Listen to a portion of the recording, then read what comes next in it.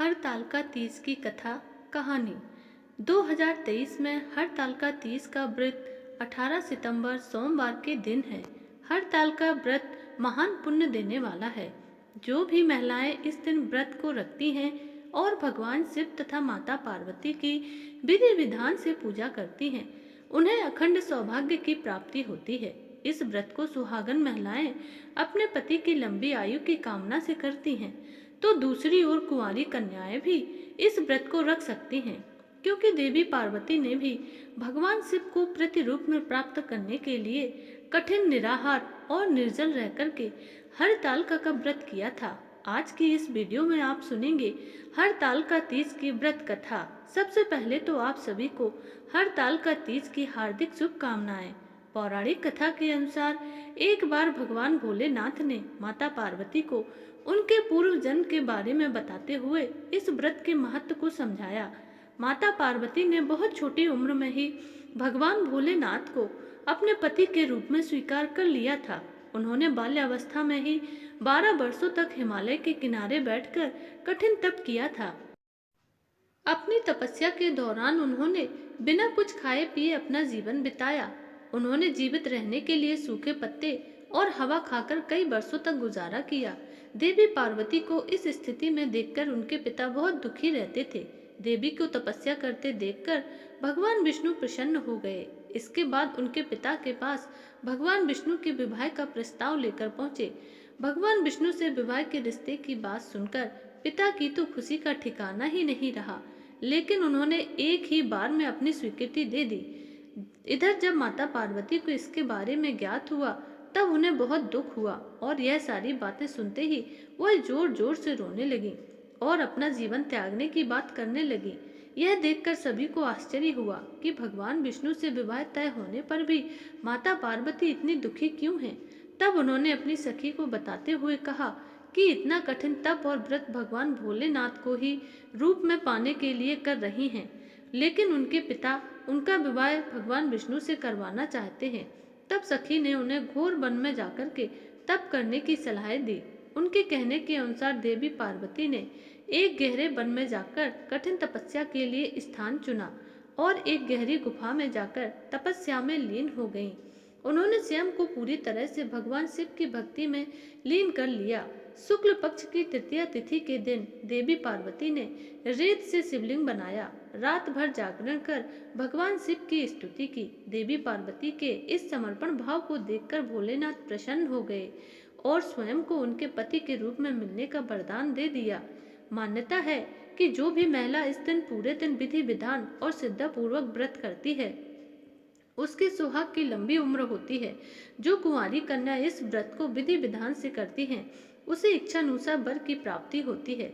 इसके अलावा विवाहित स्त्रियों को भी आजीवन सौभाग्य का सुख प्राप्त होता है। हरतालिका तीज में इन बातों का विशेष ध्यान रखना चाहिए। नंबर 1, हरतालिका तीज पर तृतीया तिथि में ही पूजन करना चाहिए।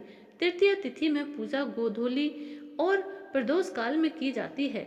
चतुर्थी तिथि में पूजा करना मान्य नहीं होता है। चतुर्थी तिथि में सिर्फ पारण किया जाता है। दूसरा, नव विवाहिताएं पहले इस व्रत को जिस तरह से रख लेंगी, हमेशा उसी तरह से इस व्रत को उन्हें करना होगा। इसीलिए इस बात का ध्यान रखें कि पहले व्रत में उन्होंने जो नियम उठाए थे, उन्हीं नियम का पालन हमेशा करें। और अगर व्रत निर्जला रखा है तो हमेशा ही व्रत को निर्जला रखें। आप इसके व्रत के बीच में पानी नहीं पी सकती हैं। इस व्रत में भूलकर भी सोना नहीं चाहिए। इस व्रत में सोने की मनाही है। इस व्रत को करने वाली महिलाओं को रात में जागकर भगवान शिव का भजन कीर्तन करना चाहिए। इस दिन महिलाओं को 16 श्रृंगार करना चाहिए। साथ ही सुहाग का सामान सुहागन महिलाओं को दान करना चाहिए। चतुर्थी तिथि यानी अगले दिन व्रत खोलना चाहिए। व्रत के पारण विधि के अनुसार ही व्रत का पारण करना चाहिए। पांचवा, तीज व्रत में अन्न जल फल 24 घंटे तक कुछ भी नहीं खाना चाहिए। इसीलिए इस व्रत का श्रद्धापूर्वक पालन करना चाहिए।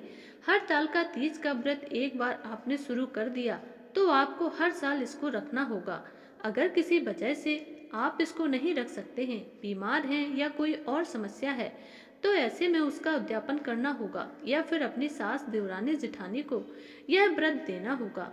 उस ऋतु में जो भी फल फूल मिल सके विशेष रूप से रखें। इसके बाद धूप दीप आदि से पूजन कर प्रार्थना करें। हे शिव रूपे, आपको नमस्कार है।